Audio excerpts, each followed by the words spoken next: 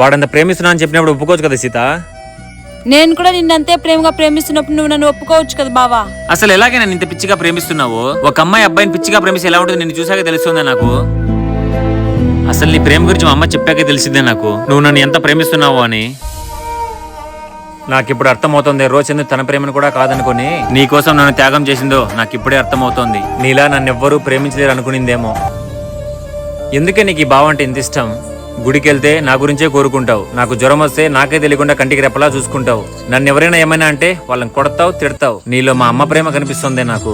ఇన్ని రోజులు నీ వాల్యూ నాకు తెలియలేదే, నువ్వు నన్ను ఎంత ప్రేమించావు అని. రాముడు ఎప్పుడు సీతగా సొంతమని విన్నాను. పాత జ్ఞాపకాలన్నీ మర్చిపోయి నీకు ఒక విషయం చెప్పడానికి వచ్చాను సీత. నువ్వంటే నాకు ఇష్టం. I love you Sita. ఏంటి డిఫరెంట్ ఫ్లవర్తో ప్రపోజ్ చేస్తున్నాను ఫీల్ అవుతున్నావా? దారిలో వస్తుంటే ఈ ఫ్లవరే కనిపించింది, అందుకే తీసుకొచ్చాను. నిజంగానేనా బావా? దీనికోసమే బావా నేను ఇన్ని రోజులు వెయిట్ చేసింది. అమ్మో ఇదంతా కళ. నేను ఇంకా బావ వచ్చి ప్రపోజ్ చేసింది నిజం అనుకున్నానే. ఏంటి రోజు మెసేజ్ చేసి రేపు కలుద్దామంటుంది.